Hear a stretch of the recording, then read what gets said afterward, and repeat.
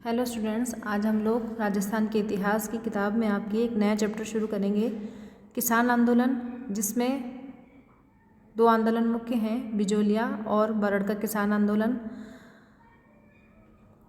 किसान आंदोलन की दृष्टि से देखा जाए तो राजस्थान का जो बिजोलिया का किसान आंदोलन था वो संगठित किसान आंदोलन की शुरुआत करने का श्रेय उसको दिया जाता है। इस आंदोलन ने अखिल भारतीय स्वरूप लिया और महात्मा गांधी, मदन मोहन मालवीय, बाल गंगाधर तिलक जैसे राष्ट्रवादी नेता इस आंदोलन से संबद्ध रहे। समय समय पर उन्होंने किसान नेताओं का मार्गदर्शन किया और उनको सहयोग भी प्रदान किया। बच्चों, इस चैप्टर में से आपके बड़ा क्वेश्चन भी पूछा जा सकता है और ऐसे कई छोटे क्वेश्चन हैं जो एक एक नंबर के क्वेश्चन में आपसे कुछ भी उनमें से पूछा जा सकता है। तो इस चीज़ को ध्यान से देखिए कि कहाँ पर एक एक नंबर के क्वेश्चन बन सकते हैं। तो हम लोग शुरुआत करते हैं बिजोलिया किसान आंदोलन से। बिजोलिया का जो क्षेत्र था वो मेवाड़ क्षेत्र के अंतर्गत प्रथम श्रेणी का ठिकाना था। इस ठिकाने का संस्थापक राव अशोक परमार था। ध्यान दीजिएगा, बिजोलिया ठिकाने का संस्थापक राव अशोक परमार था। अशोक परमार ने महाराणा सांगा के खानवा के युद्ध में अपना सहयोग प्रदान किया था, जो 1527 ईस्वी में लड़ा गया। इस युद्ध में अशोक परमार की वीरता से प्रसन्न होकर महाराणा सांगा ने उसको ऊपरमाल की जागीर दी। ऊपरमाल की जो भूमि थी वो भीलवाड़ा जिले में आती है और बिजोलिया जो क्षेत्र था वो इस जागीर का सदर मुकाम था। यहाँ के अधिकांश किसान धाकड़ जाति से संबंधित थे और परिश्रमी थे।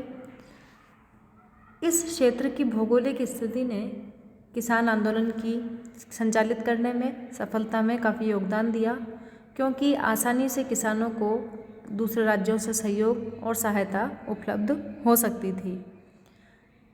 यदि 1894 तक हम इस आंदोलन की स्थिति को देखें बच्चों, तो उस समय तक कोई स्थिति नहीं थी कि जिसके फलस्वरूप आंदोलन प्रारंभ होता। 1894 में यहाँ के जागीरदार राव गोविंद दास की जब मृत्यु हुई तो उसके बाद राव किशन सिंह नया जागीरदार बना और उसने जागीरदार बनते ही अपने जागीर क्षेत्र में परिवर्तन करना शुरू किया। जो पुराने काम करने वाले कर्मचारी थे उनको हटाकर नए कर्मचारियों को नियुक्त किया, किसानों के प्रति नीतियों में परिवर्तन किया और किसानों से अधिक लगान वसूल करने के निर्देश दिए। राव किशन सिंह के समय की स्थिति देखी जाए बच्चों, तो उस समय तक लगभग किसानों से 84 प्रकार की 84 लागतें ली जाती थी और किसानों को अपनी उपज का आधा भाग लगान के रूप में देना पड़ता था। इसके अतिरिक्त बिजोलिया की जनता से बेठ बेगार भी ली जाती थी। करों के जब 84 प्रकार के कर किसान देगा तो आप समझ सकते हैं कि किसान की स्थिति क्या होगी। इसके अलावा उपज का आधा भाग भी उसको जागीर को देना होता था। तो ऐसी स्थिति में किसानों की स्थिति काफ़ी ख़राब हो चुकी थी। 1895 के बाद किसानों ने विवश होकर जागीरदारों द्वारा लगाई गई जो लागतें थी, कर थे, उनका विरोध करने का निश्चय किया। सन 1897 में एक किसान की मृत्यु होने पर जब मृत्यु भोज में गिरधारीपुरा नामक गांव में सब किसान एकत्र हुए तो उन्होंने वहां पर बैठकर ये निश्चय किया कि उदयपुर के महाराणा से इस संबंध में शिकायत की जाए, एक पत्र भेजा जाए कि किसानों की स्थिति को देखकर उनके करों को कम किया जाए। और किसानों ने अपनी तरफ से नानाजी पटेल और ठाकरे पटेल नामक दो व्यक्तियों को उदयपुर भेजने का निर्णय किया। महाराजा ने उनकी मांगों को सुना और सुनवाई करने के लिए एक अधिकारी को उन्होंने क्या किया, बिजोलिया भेजा। जांच अधिकारी ने स्थिति को देखा, बिजोलिया आया, वहाँ पर स्थिति का अवलोकन किया और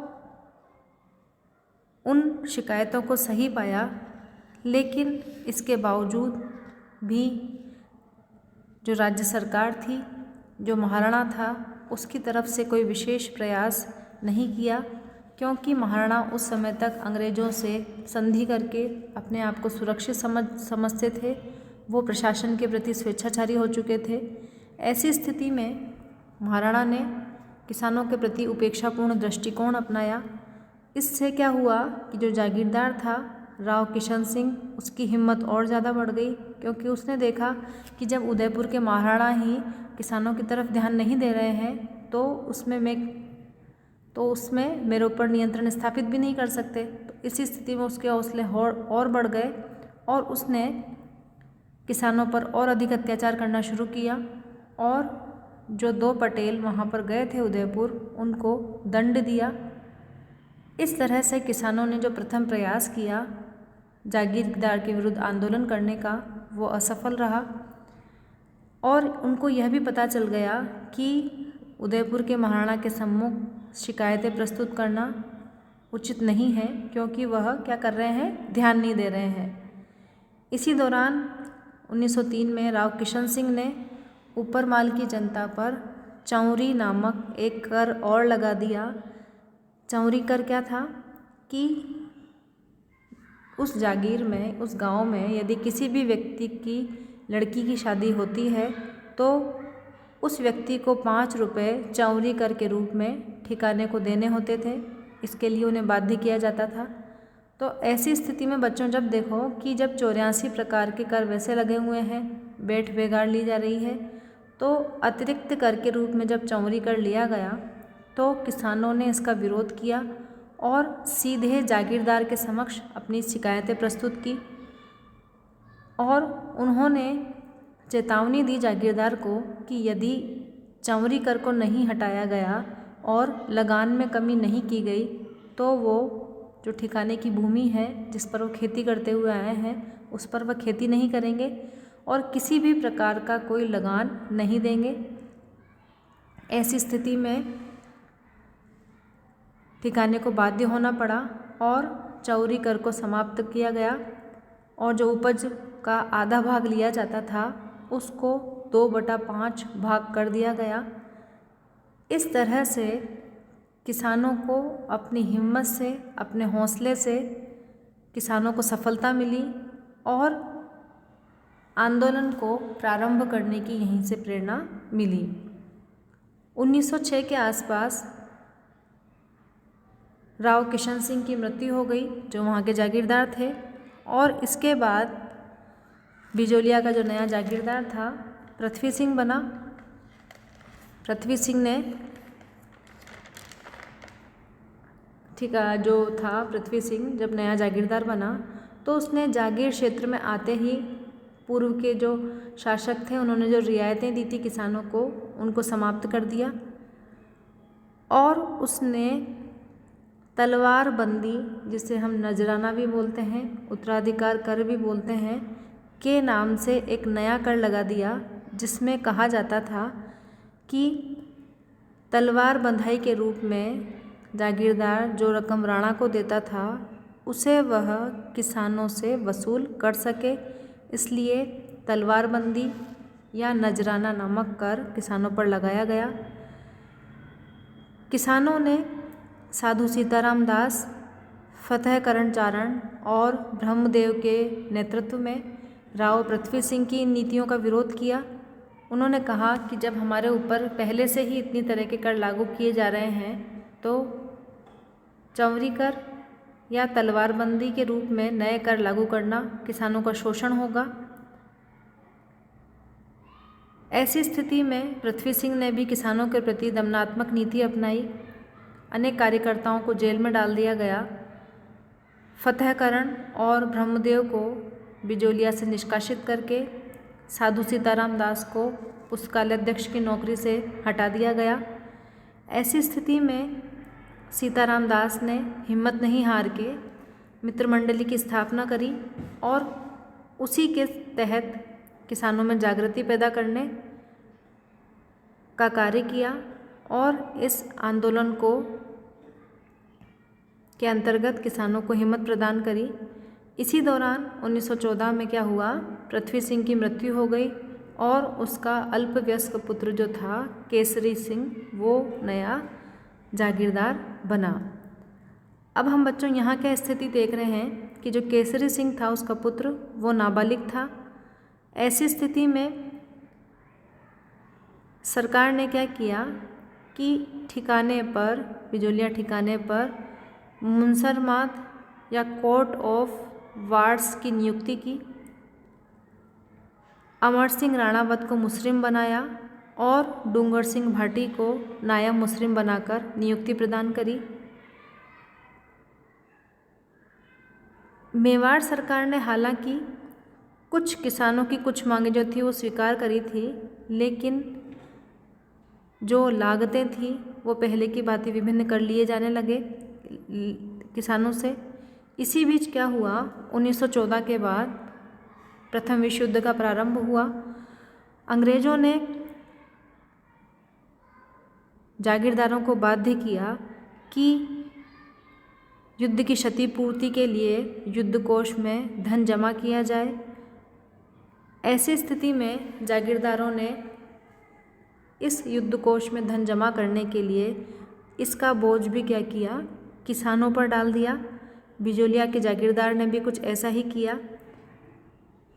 ऐसी स्थिति में जब बिजोलिया के किसानों की स्थिति पहले से ही दयनीय थी और युद्ध कोष में धन वसूल करने के कारण उनकी आर्थिक स्थिति और भी दयनीय होने वाली थी, तो ऐसी स्थिति में अपनी स्थिति सुधारने के लिए किसानों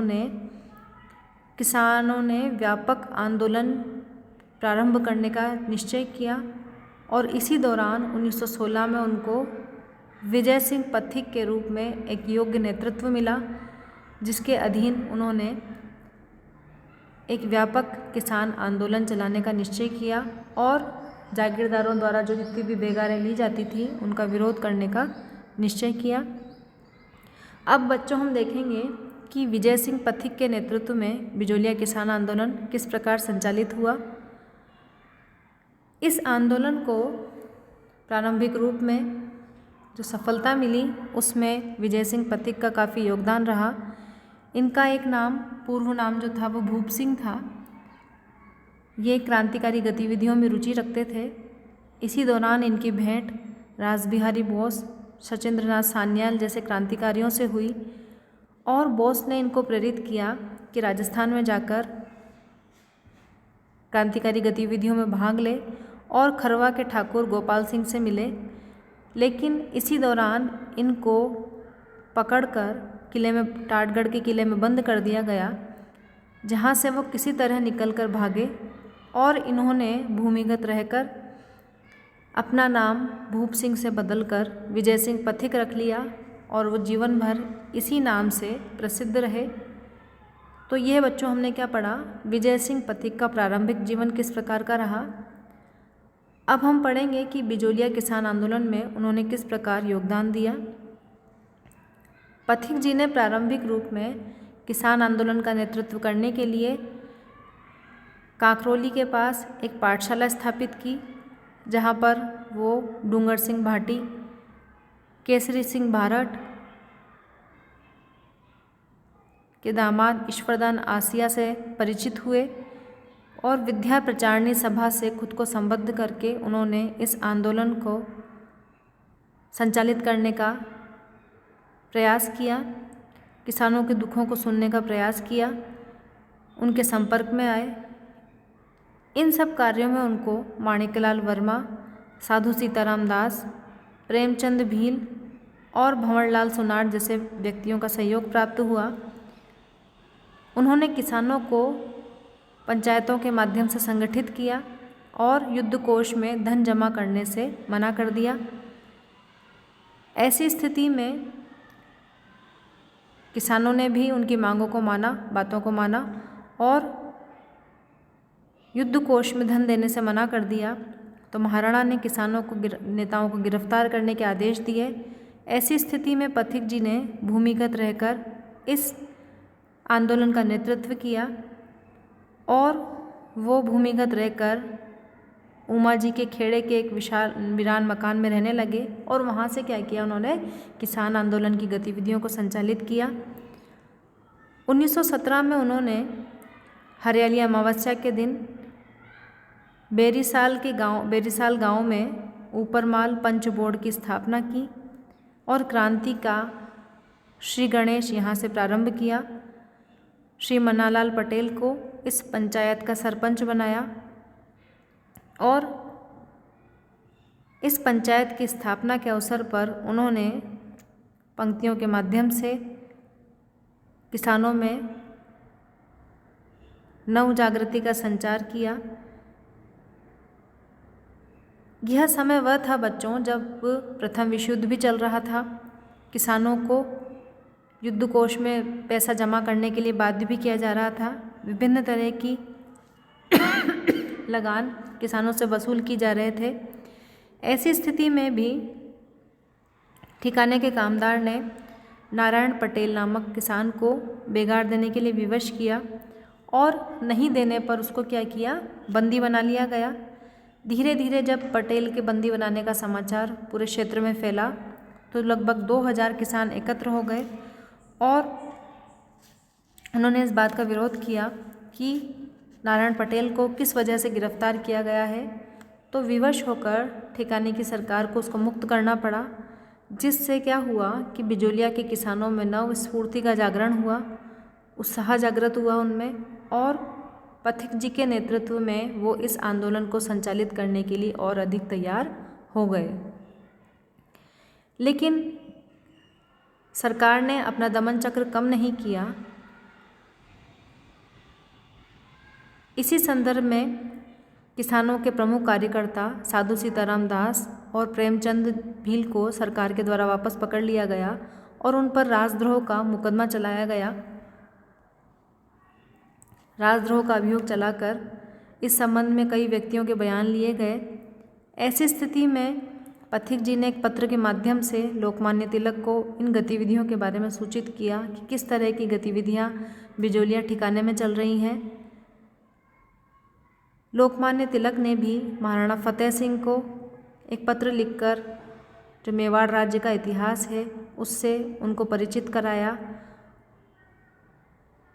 इस पत्र के कारण राणा ने दोनों कार्यकर्ताओं साधु सीताराम दास और प्रेमचंद भील को क्या किया, रिहा कर दिया। इसके बाद भी पथिक जी ने अपनी जो गतिविधियां थीं उनको कम नहीं किया और वो निरंतर किसानों के संगठन को मजबूत करने का प्रयास करते रहे। इसी दौरान जब बिजोलिया और ऊपरमाल ठिकाने में क्रांति का माहौल था, सत्याग्रह की गूंज थी, उसी दौरान माणिक्यलाल वर्मा ने अपने पंछिड़ा गीत के माध्यम से और प्रज्ञाचक्षु श्री भंवरलाल स्वर्णकार ने अपने गीतों की पंक्तियों के माध्यम से किसानों के अंतर्गत के अंदर उत्साह जागृत किया, आंदोलन के प्रति स्फूर्ति जागृत करते रहे। इसी दौरान पथिक जी ने समाचार पत्रों का सहयोग लिया ताकि आंदोलन को अखिल भारतीय स्वरूप प्रदान किया जा सके। इस कार्य में उन्होंने प्रताप समाचार पत्र के संपादक गणेश शंकर विद्यार्थी का सहयोग लिया, उनको राखी भेजकर उनसे घनिष्ठता बढ़ाई। इसी दौरान महात्मा गांधी भी बिजोलिया आंदोलन की गतिविधियों से परिचित हुए। इसी दौरान क्या हुआ कि मेवाड़ के जो कारकुन थे उनको यह शक हुआ कि डूंगर सिंह भाटी पथिक से मिले हुए हैं, तो उन्होंने डूंगर सिंह भाटी को हटाकर माधो सिंह कोठारी को नया मुस्रिम नियुक्त किया। माधो सिंह कोठारी ने अपना पद लेते ही किसानों से सख्ती से लगान और लागें वसूल करने का प्रयास किया और मना करने पर 51 के लगभग किसानों को बंदी बना लिया गया। इसी दौरान पथिक जी गणेश शंकर विद्यार्थी से मिलते हुए 1918 में कांग्रेस अधिवेशन में शामिल होने मुंबई चले गए। जब वो मुंबई चले गए तो उनकी अनुपस्थिति में माणिक्यलाल वर्मा, साधु सीताराम दास जी ने आंदोलन का संचालन किया। इसी दौरान माणिक्यलाल वर्मा किसान पंचायत के 3 सदस्यों को लेकर दिल्ली पहुँचे और जब वापसी में उनको बंदी बना लिया गया और कई किसानों को बंदी बना लिया गया, तो उसके साथ ही वापस से बिजोलिया में दमन चक्र प्रारंभ हुआ और किसानों ने मांग रखी कि हम अपनी जोती हुई ज़मीन पर ही लगान देंगे, पड़त ज़मीन पर लगान नहीं देंगे। और उन्होंने असिंचित भूमि पर कृषि का कार्य किया, न कि सिंचित भूमि पर। इस तरह से किसानों ने अपनी मांग रखी। विरोध के बावजूद समाचार पत्रों के माध्यम से इस किसान आंदोलन को समस्त भारतीयों के सामने प्रस्तुत किया गया। अंत में विवश होकर राणा जी ने ठिकाने के प्रशासन को आदेश दिया कि किसानों को बातों को मान लिया जाए और किसान जिस भूमि को जोतता है उसी भूमि पर उससे कर लिया जाए। इस तरह से बिजोलिया किसान आंदोलन में किसानों को यह दूसरी विजय प्राप्त हुई विजय सिंह पथिक के नेतृत्व में। अब अगले लेक्चर में हम लोग पढ़ेंगे कि आगे चलकर 1919 के बाद पथिक जी ने किस प्रकार बिजोलिया किसान आंदोलन को आगे बढ़ाया। धन्यवाद।